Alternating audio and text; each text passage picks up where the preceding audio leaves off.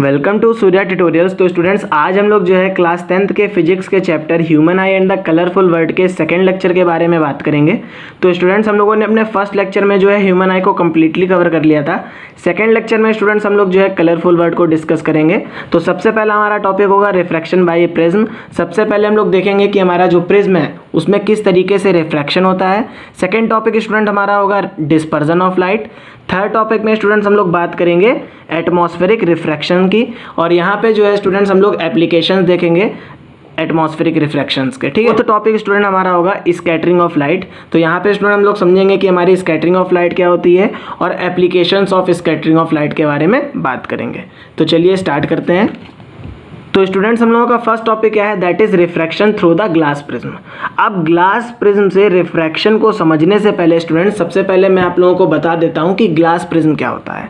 तो हम लोगों ने जब रिफ्लेक्शन और रिफ्रैक्शन पढ़ा था तो वहां पे क्या देखा था कि कोई भी ऑब्जेक्ट को अगर रिफ्लेक्शन और रिफ्रैक्शन के फिनोमेना को शो कराना है तो वो क्या होना चाहिए, वो एक ट्रांसपेरेंट मीडियम होना चाहिए। तो इसी बेसिस पे हमारा जो ग्लास प्रिज्म होता है ये क्या होता है, ये एक ट्रांसपेरेंट मीडियम होता है। तो जिसके पास क्या होती हैं, जिसके पास 2 ट्रायंगुलर सरफेसेस होती हैं और 3 रेक्टेंगुलर बेसेस होते हैं। ठीक है, तो अगर हम लोग इसके फिगर को देखें स्टूडेंट्स, तो यहाँ पे हम लोगों को डायरेक्टली दिख रहा है कि इसके पास 2 ट्रायंगुलर सरफेस हैं।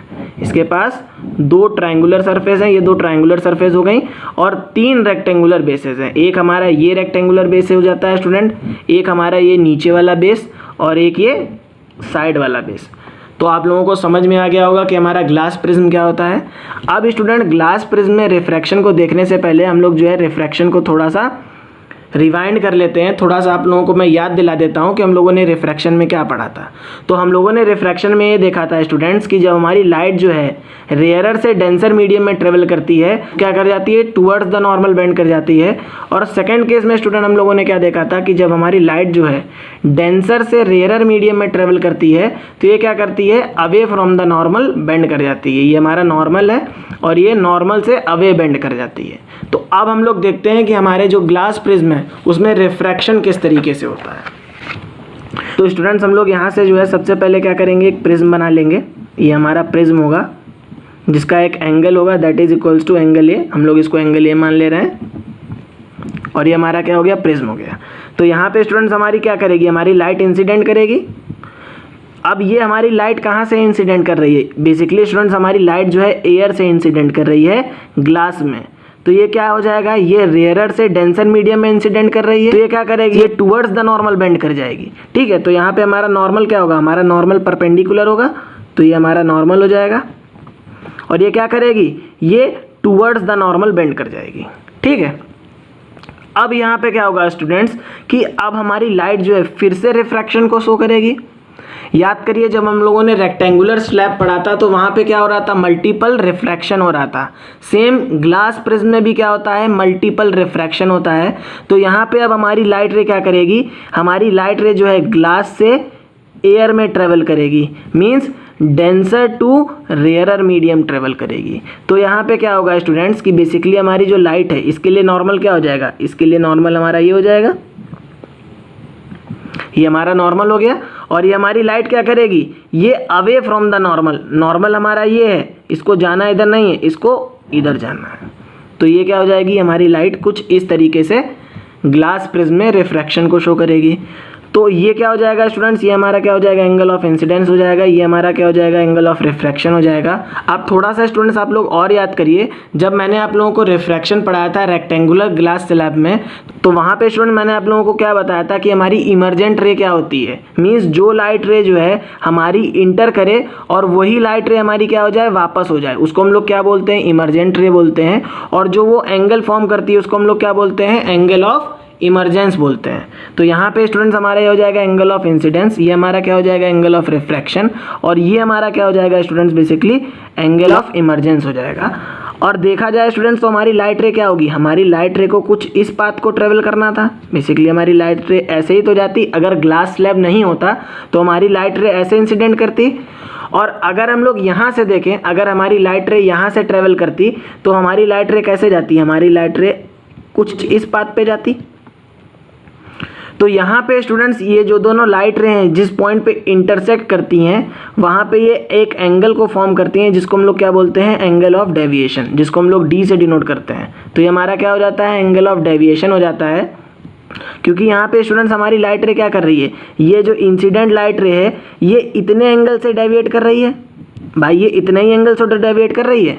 और ये हमारी जो इमर्जेंट रे है, अगर हम लोग यहाँ से देखें, अगर हम अपनी लाइट रे को यहाँ से पास कराएंगे तो यहाँ पे क्या हो रहा है, ये भी हमारे इतने एंगल से क्या कर रही है, अपने पाथ को चेंज कर दे रही है। तो हमारा एंगल ऑफ डेविएशन क्या हो जाता है, इन दोनों एंगल का सम हो जाता है। अब ये क्यों हो जाता है, ये सिंपल सी बात है स्टूडेंट्स कि हमारे मैथ में हम लोगों ने पढ़ा था कि sum of two interior angle equals to the sum of exterior angle. तो ये हमारा एंगल ऑफ डेविएशन कुछ नहीं होता है, ये बेसिकली इन दोनों एंगल का सम होता है। तो यहाँ से हम लोग कह सकते हैं कि ये लाइट रे इतना डेविएट करी और ये लाइट रे हमारी इतना डेविएट कर गई, तो इसीलिए हम लोगों ने इसको क्या बोल दिया, एंगल ऑफ डेविएशन बोल दिया।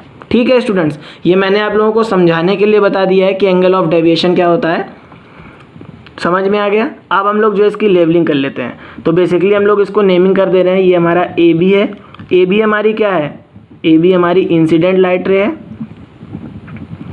ए बी हमारी इंसिडेंट लाइट रे हो गई। अब यहाँ पे स्टूडेंट्स हम लोग इसको दे रहे हैं नाम सी डी, सी डी हमारी क्या हो जाएगी, ये हमारी इमर्जेंट रे हो जाएगी।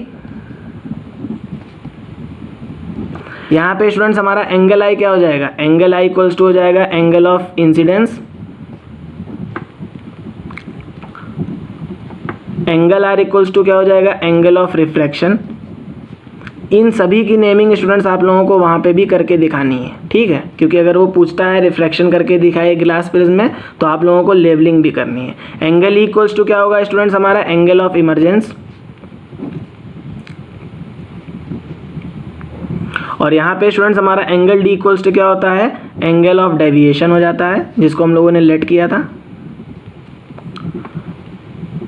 और ये एंगल ए था हमारा, इसको हम लोगों ने क्या माना था, हम लोग इसको एंगल स्मॉल ए मान ले रहे हैं।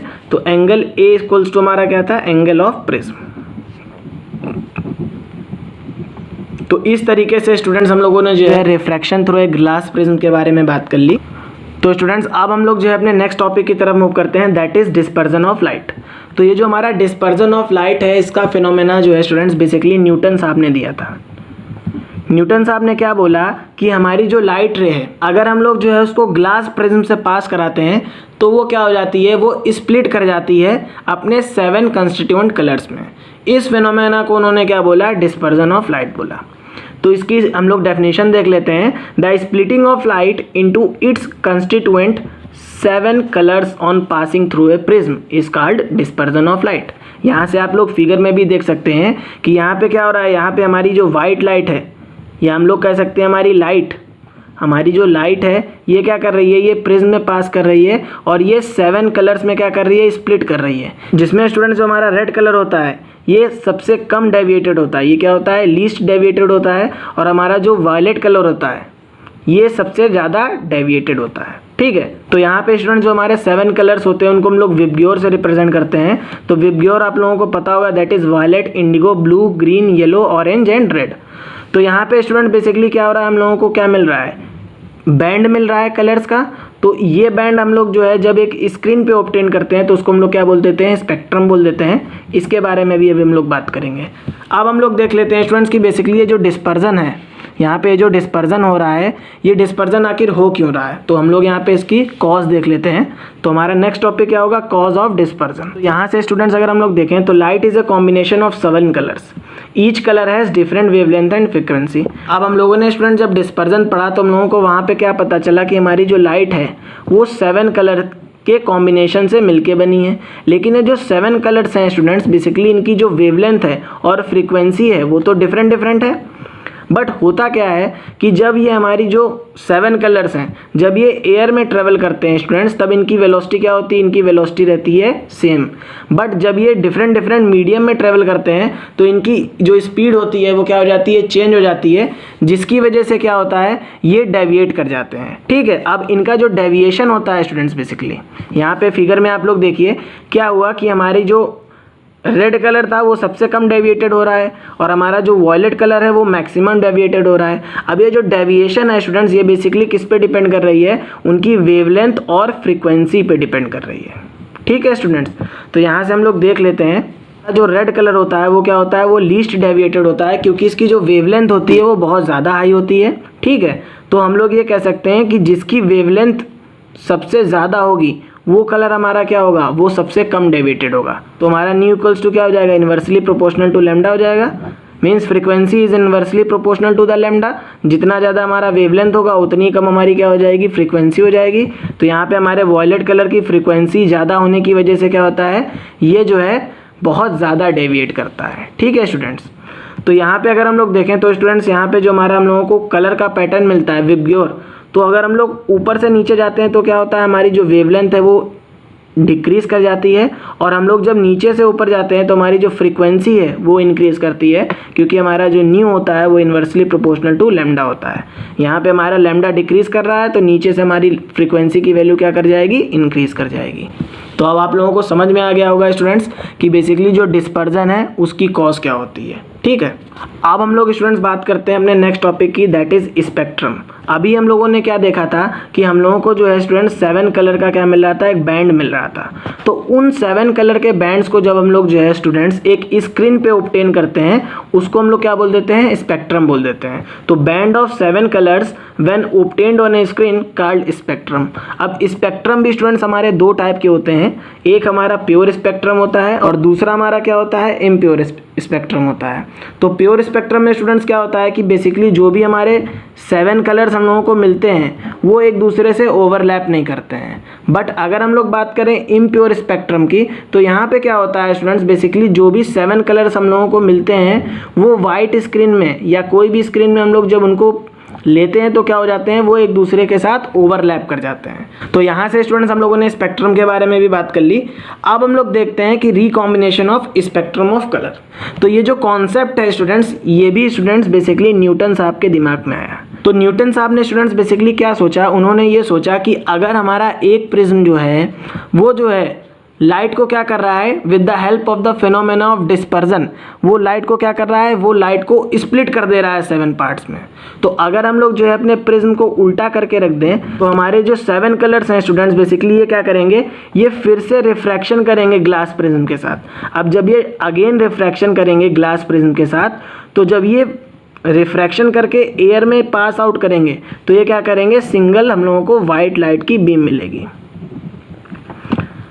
सो स्टूडेंट्स हम लोगों का नेक्स्ट टॉपिक क्या है, that is formation of rainbow. तो जो हमारा स्टूडेंट्स फॉर्मेशन ऑफ रेनबो है वो बेसिकली किस फेनोमेना पे बेस्ड होता है, वो हमारा डिस्पर्जन ऑफ लाइट के फेनोमेना पे बेस्ड होता है। ठीक है, तो यहाँ पे स्टूडेंट्स अगर हम लोग बात करें तो सबसे पहले हम लोग देखेंगे कि हमारा जो रेनबो है उसके फॉर्मेशन की कंडीशन क्या होती है, कि हमारा जब रेनबो है वो फॉर्म होता है तो किन कंडीशंस में जो है वो फॉर्म होता है। तो पहली कंडीशन क्या होती है students, that the sun is shining and it is raining at the same time.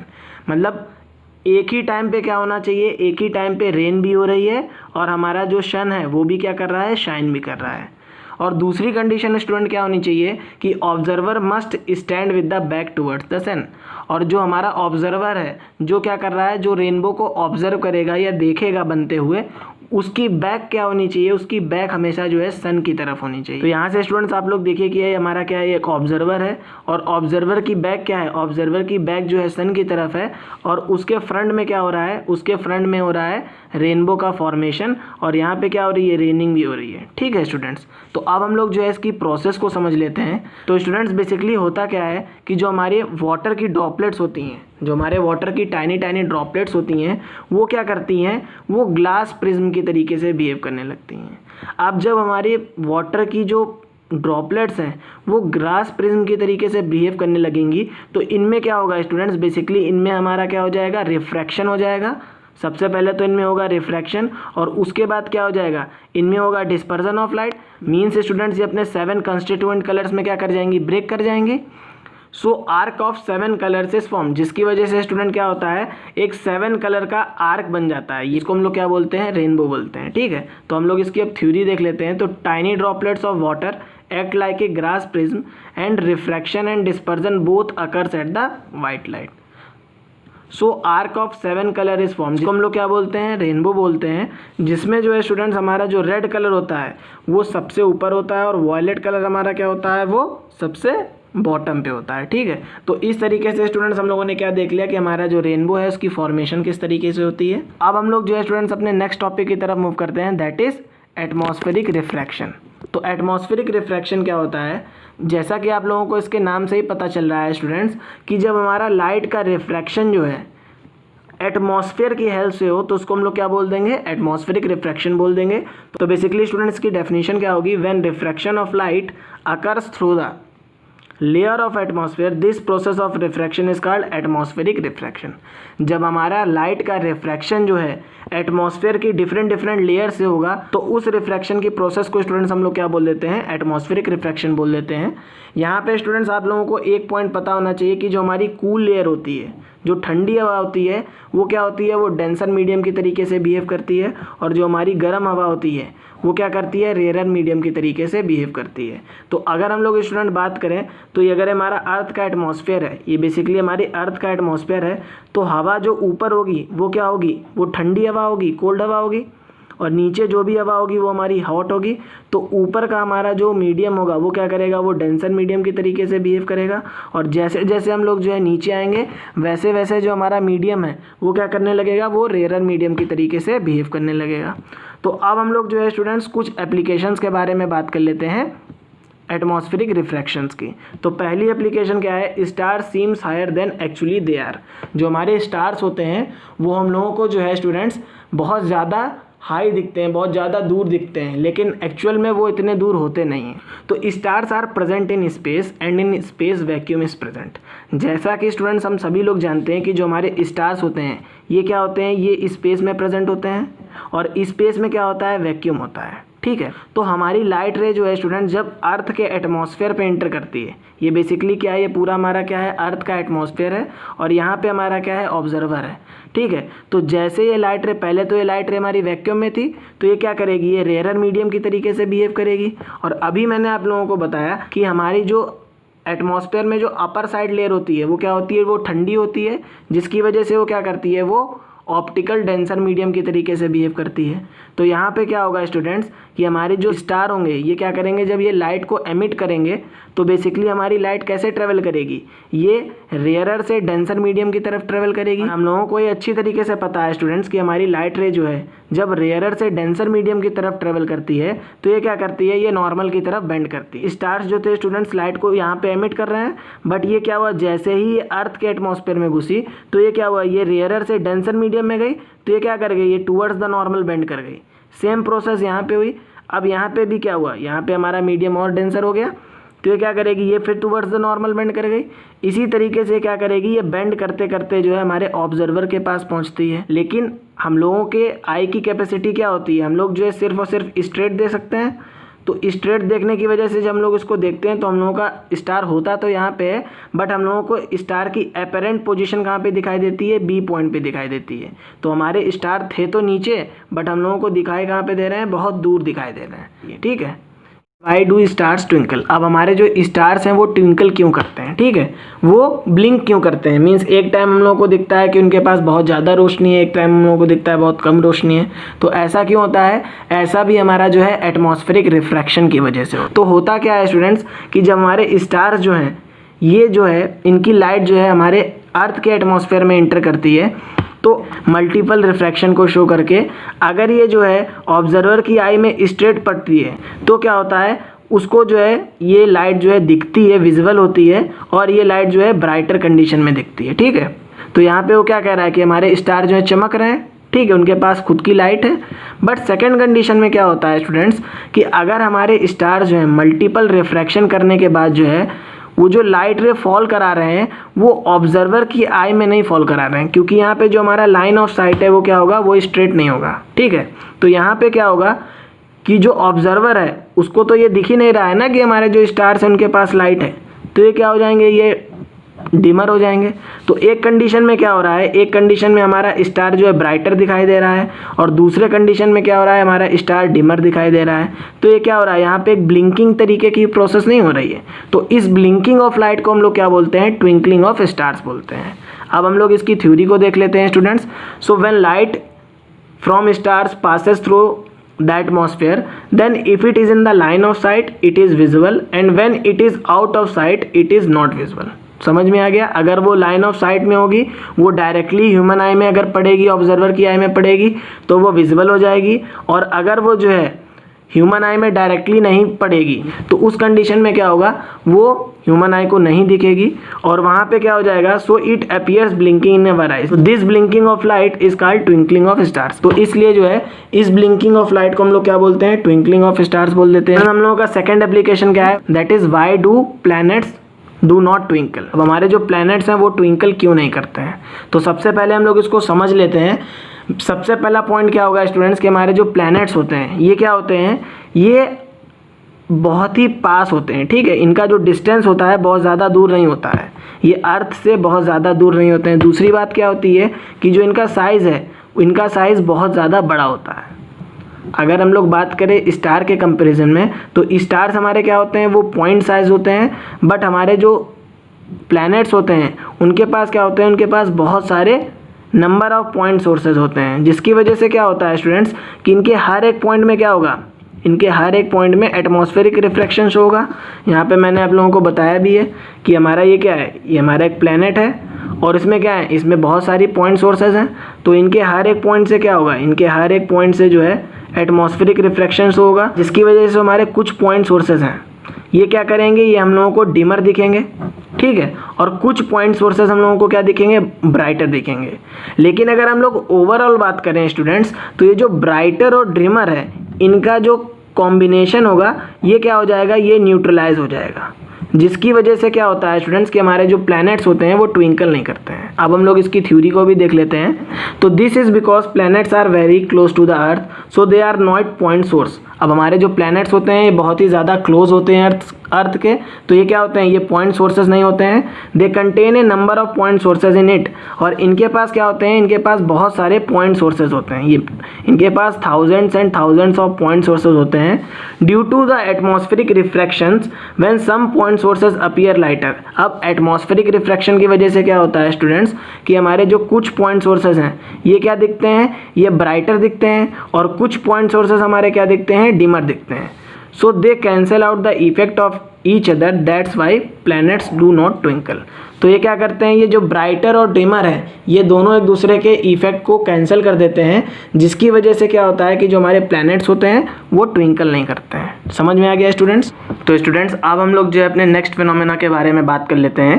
तो यहाँ से क्वेश्चन क्या पूछा जाता है, why advance sunrise and delayed sunset occur.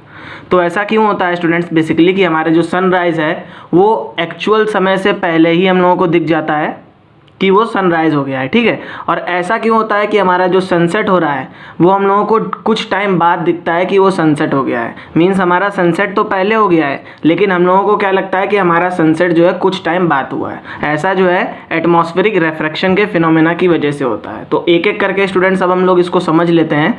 तो केस फर्स्ट, जिसमें हमारा जो सनराइज़ है वो कुछ समय पहले ही हो जाएगा। तो स्टूडेंट्स अगर हम लोग इस फिनोमेना को देखें तो यहाँ पे क्या होगा, सपोज करिए स्टूडेंट्स बेसिकली ये क्या है, हमारी अर्थ है और उसके आसपास क्या होगा, उसका एटमॉस्फेयर होगा, ठीक है। तो यहाँ से हमारा एब्जॉर्बर क्या कर रहा है, यहाँ से हमारा एब्जॉर्बर जो है सन को देख रहा है। तो होगा क्या स्टूडेंट्स कि अभी हमारा सनराइज तो हुआ नहीं है, अभी हमारा जो सन है वो हॉरिजन के नीचे। लोगों को अच्छी तरीके से पता है कि जब हमारा सन जो है हॉरिजन से नीचे होता है तो क्या होता है, उस कंडीशन में हमारा सन क्या हो रहा होता है, सनराइज हो रहा होता है, ठीक है। तो ये अभी ऊपर राइज होगा। तो अब यहाँ पे क्या होगा स्टूडेंट्स कि हमारी सन से क्या निकलेंगी, सनलाइट्स निकलेंगी, और ये जैसे ही अर्थ के एटमॉस्फेयर पे आएंगी तो ये क्या करेंगी, ये मल्टीपल रिफ्रैक्शन को शो करेंगी, जिसकी वजह से क्या होगा कि हमारी जो सनलाइट है ये मल्टीपल रिफ्रैक्शन शो करने के बाद जो करेगी, ये एब्जॉर्बर के आइज में फॉल होगी जाके। तो यहाँ पे क्या होगा स्टूडेंट्स कि अभी हमारा सनराइज तो हुआ नहीं है, बट अगर देखा जाए स्टूडेंट्स तो बेसिकली यहाँ से क्या हो रहा है कि हमारे ऑब्जर्वर को तो दिख गया ना कि सनराइज हो गया है, तो एक्चुअल पोजीशन में हमारा सन यहाँ है, लेकिन क्योंकि हमारे ऑब्जर्वर की लाइन ऑफ साइट में क्या दिख रहा है, उसको सन दिख रहा है। तो स्टूडेंट्स बेसिकली ऑब्जर्वर को क्या अपीयर होगा कि हमारा जो सन है वो यहाँ पे कहीं होगा, क्योंकि हमारी जो आई है वो क्या देखती है, लाइन ऑफ साइट में देखती है। तो लाइन ऑफ साइट के बेसिस पे हम क्या कह सकते हैं कि जो हमारा ऑब्जर्वर है उसको सनराइज कहाँ दिख रहा होगा, उसको सनराइज अपनी आंखों के सामने दिख रहा होगा। तो एक्चुअल में हमारा सन कहाँ पे, एक्चुअल में सन हमारा बिलो द हॉरिजन है, बट ऑब्जर्वर को क्या दिख रहा है, ऑब्जर्वर को क्या दिख रहा है कि हमारा जो सन है वो राइज हो चुका है। तो ये हमारी क्या होगी, ये हमारी ए जो है यहाँ पे हमारी एक्चुअल पोजीशन हो जाएगी, और ये हमारी क्या होगी, ये हमारे सन की एपरेंट पोजीशन होगी। तो यहाँ से स्टूडेंट्स हम लोग ये कह सकते हैं कि जब भी हमारा सनराइज होता है तो वहाँ पे स्टूडेंट्स हम लोगों को कभी भी रियल सनराइज नहीं दिखता है, हम लोगों को हमेशा एपरेंट सनराइज दिखता है। ठीक है, तो ये जो डिफरेंस होता है बेसिकली, एक्चुअल में हमारा सन स्टूडेंट्स कहाँ पे, एक्चुअल में हमारा सन जो है हॉरिजन के बिलो है, लेकिन हम लोगों को कहाँ पे दिख गया, हम लोगों को अबव द हॉरिजन दिख गया। तो इन दोनों के बीच में जो टाइम डिफरेंस होता है वो 2 मिनट का होता है। ठीक है, इसी को हम लोग क्या बोलते हैं, एडवांस सनराइज बोलते हैं। तो यहाँ से आप लोग देख लीजिए, the difference in the time of the actual sunrise and the apparent sunrise is 2 minute. अब हम लोग जो है स्टूडेंट्स नेक्स्ट फिनोमेना को देख लेते हैं, डिलेड सनसेट। तो स्टूडेंट डिलेड सनसेट में क्या होगा, यहाँ पे भी सेम प्रोसेस रिपीट हो जाएगी। ये हमारी अर्थ है और अर्थ के आसपास क्या होगा स्टूडेंट्स, हमारे अर्थ का एटमॉस्फेयर। अब इस कंडीशन में क्या हो रहा है कि इस कंडीशन में जो हमारा सनसेट है वो हो गया है, यहाँ पे हमारा सनसेट हो चुका है। लेकिन होगा क्या कि जब सन से सनलाइट एमिट होगी तो वो ऑब्जर्वर के पास पहुँचेगी, और यहाँ पे क्या हो रहा है, यहाँ पे मल्टीपल रिफ्रैक्शन होंगे फिर से। तो यहाँ पे तो सनसेट हो चुका है, बट ऑब्जर्वर को क्या लगेगा कि अभी हमारा सनसेट हुआ नहीं है, क्योंकि वो क्या देखेगा, वो तो स्ट्रेट देखेगा। तो ये हमारे सन की क्या पोजीशन होगी, बेसिकली हमारा एपरेंट सन होगा। क्योंकि क्या हो रहा है स्टूडेंट्स कि हमारा सन सेट हो चुका है, बट एपरेंटली ऑब्जर्वर को क्या दिख रहा है, एटमॉस्फेरिक रिफ्रैक्शन की वजह से कि हमारा जो सन है वो अभी भी सेट नहीं हुआ है। ठीक है, तो इस कंडीशन में हम लोग क्या बोलते हैं कि हमारा जो सन है वो डिले सनसेट हो रहा है। ठीक, तो यहाँ पे क्या होता है स्टूडेंट्स कि जो डिफरेंस होता है एक्चुअल सनसेट और एपरेंट सनसेट के बीच में भी डिफरेंस हमारा कितना होता है, टाइम का 2 मिनट के टाइम डिफरेंस होता है। तो यहाँ से हम लोग क्या कह सकते हैं स्टूडेंट्स कि हम लोगों को क्या दिख रहा है, हम लोगों को 2 मिनट पहले सूरज दिख रहा है और हम लोगों को 2 मिनट बाद में सूरज जो है ढलता हुआ दिखाई दे रहा है। तो 2 मिनट ये हो गए और प्लस 2 मिनट ये हो गए। तो हम लोगों के पास क्या हो रहा है कि हम लोगों को 4 मिनट जो है हमारा दिन जो है वो क्या दिखाई दे रहा है, बड़ा दिखाई दे रहा है, एपरेंट डे दिखाई दे रहा है। 4 मिनट के लिए जो है हमारा जो टाइम है डे ड्यूरेशन का वो हम लोगों को बड़ा दिखाई दे रहा है, क्योंकि 2 मिनट के लिए हमारा सनराइज हो रहा है ज़्यादा और 2 मिनट के लिए हमारा सनसेट हो रहा है देरी में। तो इसलिए हम लोग क्या कहते हैं कि 4 मिनट का हम लोगों को जो है एपरेंट डे दिखाई देता है डेली। ठीक है स्टूडेंट्स, अब हम लोग जो है अपने नेक्स्ट टॉपिक के बारे में बात कर लेते हैं, that is scattering of light. अब स्कैटर मीन्स क्या होता है, स्कैटर मीन्स होता है थ्रो, मीन्स फैलना। ठीक है, तो अब हम लोग यहाँ से समझ लेते हैं कि स्कैटरिंग ऑफ लाइट क्या होती है। तो scattering of light is the phenomena of light in which the atoms और molecules that is the particles absorb the light and re-emit in all the direction। Basically students होता क्या है कि scattering of light हमारा एक ऐसा phenomena है जिसमें क्या होता है कि हमारे जो एटम्स और मॉलिक्यूल्स होते हैं, या हम लोग ये कह सकते हैं कि जो हमारे पार्टिकल्स होते हैं ये क्या करते हैं, ये सनलाइट को एब्जॉर्ब करते हैं और उसके बाद उसको क्या करते हैं, री एमिट कर देते हैं, मीन्स उसको डिस्ट्रीब्यूट कर देते हैं और स्कैटर कर देते हैं अर्थ के एटमॉस्फेयर में। तो this phenomena is known as scattering of light. इस फिनोमेना को हम लोग स्टूडेंट क्या बोल देते हैं, स्कैटरिंग ऑफ लाइट बोल देते हैं। और यहाँ पे स्टूडेंट्स होता क्या है कि जो हमारी intensity of scattering of light है वो क्या होती है, वो इन्वर्सली प्रोपोर्शनल होती है 1/λ⁴। मीन्स जितनी ज़्यादा हमारी वेवलेंथ होगी उतना ही कम क्या होगा, स्कैटरिंग होगी। तो अगर हम लोग बात करें स्टूडेंट अपने स्पेक्ट्रम की, तो बेसिकली हमारे स्पेक्ट्रम में हम लोगों को 7 कलर्स मिले थे, that is in the form of VIBGYOR, violet, indigo, blue, green, yellow, orange और रेड। तो हमारे जो वॉयलेट, इंडिगो और ब्लू होंगे, क्योंकि इनकी वेवलेंथ क्या होगी, इनकी वेवलेंथ सबसे कम है, तो ये क्या करेंगे, सबसे ज़्यादा स्कैटर करेंगे। और हमारे जो रेड, ऑरेंज और येलो कलर हैं, इनकी वेवलेंथ क्या होती है, इनकी वेवलेंथ सबसे ज़्यादा होती है, जिसकी वजह से क्या होता है स्टूडेंट्स कि हमारे जो ये कलर्स हैं रेड, ऑरेंज और येलो, ये लीस्ट स्कैटरिंग को शो करते हैं। ठीक है, और यहाँ पे जो स्टूडेंट्स ये रिलेशन आप लोग देख रहे हैं, that is intensity of scattering of light is inversely proportional to the 1/λ⁴। इसको दिया था लॉर्ड रेलिक्स ने। ये जो फिनोमेना आप लोग देख रहे हैं इसको लॉर्ड रेलिक ने दिया था। और यहाँ पे सेकेंड कंडीशन क्या होनी चाहिए students, the size of the scatter is much less than the wavelength of light. यहाँ पे स्टूडेंट्स बेसिकली ये एक्स क्या बता रहा है कि जो हमारे साइज होगा स्कैटर का, जो भी हमारे पार्टिकल्स होंगे जो लाइट को स्कैटर करेंगे, वो जो है लाइट की वेवलेंथ से बहुत कम होना चाहिए, तभी जो है स्कैटरिंग अकर होगी। मीन्स जो भी हमारे पार्टिकल्स हैं वो स्कैटरिंग जो शो कर रहे हैं, जैसे कि हमारे पार्टिकल है, जो ये पार्टिकल का साइज होगा ये जो होगा हमारी लाइट की वेवलेंथ से कम होना चाहिए। अगर ये जो पार्टिकल का साइज लाइट की वेवलेंथ से कम नहीं होगा तो उस कंडीशन में हमारी स्कैटरिंग फिनोमेना नहीं अकर होगी। ठीक है, तो स्टूडेंट्स अब हम लोग जो है एक इफेक्ट के बारे में बात कर लेते हैं, दैट इज टिंडल इफेक्ट। ये बहुत इंपॉर्टेंट है और 1 मार्क्स का पूछा जाता है। तो scattering of light when occurs with the help of colloidal solutions और particles called Tyndall effect. Students जब हमारी लाइट की स्कैटरिंग जो है वो कोलाइडल सॉल्यूशन की हेल्प से होती है, या पार्टिकल्स जो भी हमारे एटमॉस्फेयर में है या अर्थ में जो डस्ट पार्टिकल्स प्रेजेंट हैं उनकी वजह से जब हमारी लाइट की स्कैटरिंग होती है, तो उसको हम लोग क्या बोल देते हैं, टिंडल इफेक्ट बोल देते हैं। कोलाइडल सॉल्यूशंस के बारे में स्टूडेंट्स आप लोग पढ़ ही चुके हैं कि हमारी जो ट्रू सॉल्यूशंस होती हैं और जो हमारे सस्पेंशंस होते हैं, इनका इंटरमीडिएट पार्टिकल्स किसके पास होते हैं, कोलाइडल सॉल्यूशंस के पास होते हैं। ठीक है, तो यहाँ से अगर हम लोग देखें तो हमारे टिंडल इफेक्ट के एग्जांपल कौन कौन से होंगे, scattering of light by dust particle. अभी मैंने आप लोगों को बताया कि जब हमारी लाइट जो है डस्ट पार्टिकल के थ्रू स्कैटर करती है तो उसको हम लोग क्या बोल देते हैं, टिंडल इफेक्ट बोल देते हैं। या जब हमारा मिल्क जो है लाइट को स्कैटर कराता है उसको भी हम लोग क्या बोलते हैं, टिंडल इफेक्ट बोलते हैं। तो स्टूडेंट्स अब हम लोग जो है कुछ एप्लीकेशंस के बारे में बात कर लेते हैं स्कैटरिंग ऑफ लाइट की। यहाँ से स्टूडेंट्स हम लोगों का फर्स्ट फिनोमेना क्या होगा, that is why does the sky appear blue in colour. अब जो हमारा स्काई है वो हम लोगों को ब्लू कलर का क्यों दिखाई देता है। तो स्टूडेंट्स यहाँ पे क्या है, बेसिकली हमारा अर्थ है और यहाँ से क्या हो रही है, सन हमारी सनलाइट को एमिट कर रहा है। तो जब ये अर्थ के एटमॉस्फेयर में आएगी तो हमारे अर्थ के एटमॉस्फेयर में क्या प्रेजेंट है, हमारे अर्थ के एटमॉस्फेयर में बहुत सारे डस्ट पार्टिकल्स प्रेजेंट हैं। तो हमारे डस्ट पार्टिकल क्या करेंगे, हमारे डस्ट पार्टिकल जो होंगे लाइट को स्कैटर कर देंगे। ठीक है, और हम लोगों को ये अच्छी तरीके से पता है कि scattering of light is inversely proportional to the lambda to the power 4, कि जिनकी वेवलेंथ सबसे कम होगी वही पार्टिकल्स हमारे क्या करेंगे, सबसे ज़्यादा स्कैटर करेंगे। और हम लोगों को ये अच्छी तरीके से पता है स्टूडेंट्स कि हमारा जो ब्लू कलर होता है दैट इज़ वॉयलेट, इंडिगो और ब्लू, इन कलर्स की क्या होती है, वेवलेंथ बहुत कम होती है।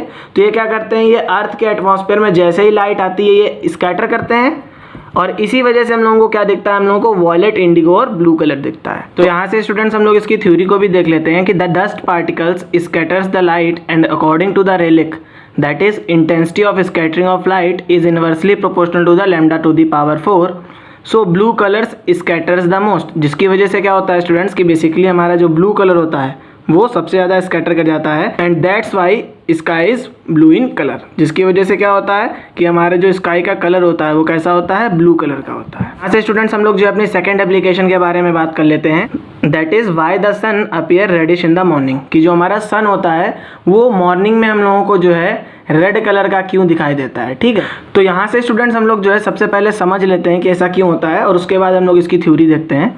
तो होता क्या है स्टूडेंट्स कि जब हमारा सन राइज हो रहा होता है या हमारा सन सेट हो रहा होता है तो उस कंडीशन में क्या होता है कि सन जो होता है अर्थ से मैक्सिमम डिस्टेंस पे होता है। यहाँ पे क्या होती है, मैक्सिमम डिस्टेंस होती है, जिसकी वजह से होता क्या है कि जब हमारा सन जो है लाइट को एमिट करता है तो जैसे ही ये अर्थ के एटमॉस्फेयर में आती है तो डिस्टेंस ज़्यादा होने की वजह से क्या होता है कि हमारी जो वॉयलेट, इंडिगो और ब्लू लाइट है ये क्या कर जाती है, ये स्कैटर कर जाती है चारों तरफ। बट जो हमारे रेड कलर होता है ये क्या होता है, इसकी वेवलेंथ बहुत ज़्यादा होती है और ये क्या करता है, सबसे कम स्कैटर करता है, जिसकी वजह से क्या होता है कि अगर हम लोग बात करें सनराइज़ की और सनसेट की तो उस कंडीशन में क्या होता है कि जो हमारा सन होता है वो हमको रेडिश दिखाई देता है। ठीक है students, this is due to the phenomena of scattering of light. As the sun rises the light rays emitted by the sun has to travel long distance.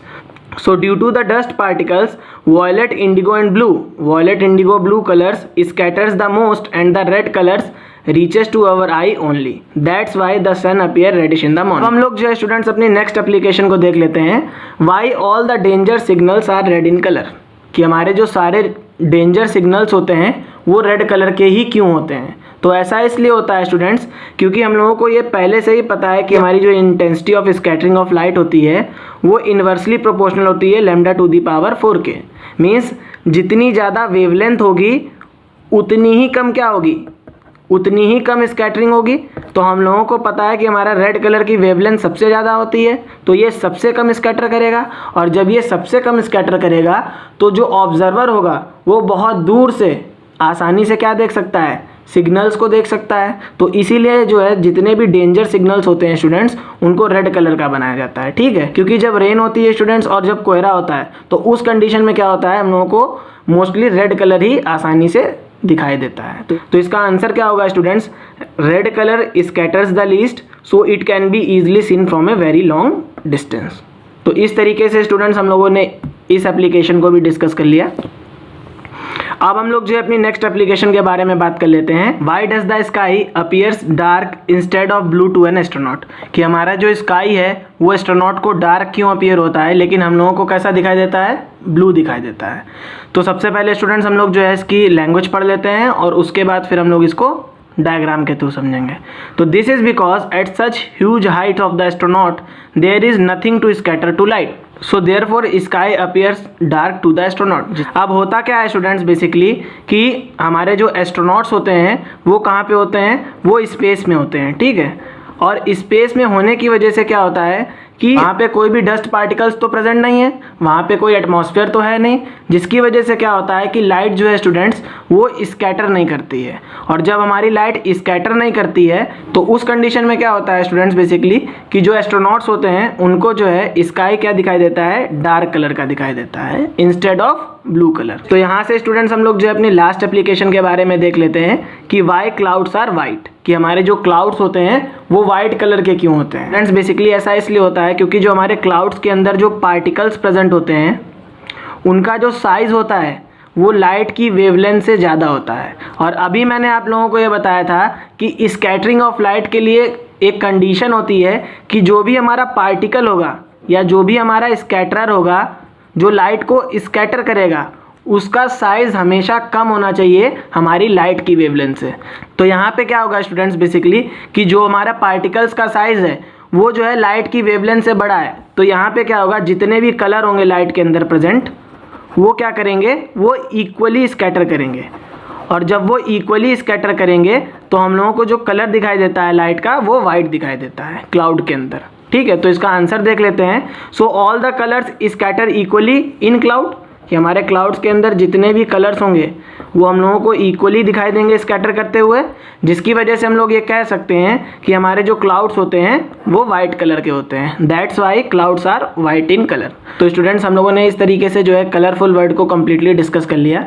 अगर आप लोगों को मेरा वीडियो अच्छा लगा हो तो प्लीज़ चैनल को सब्सक्राइब करें, वीडियो को शेयर करें और कमेंट करें। थैंक्स।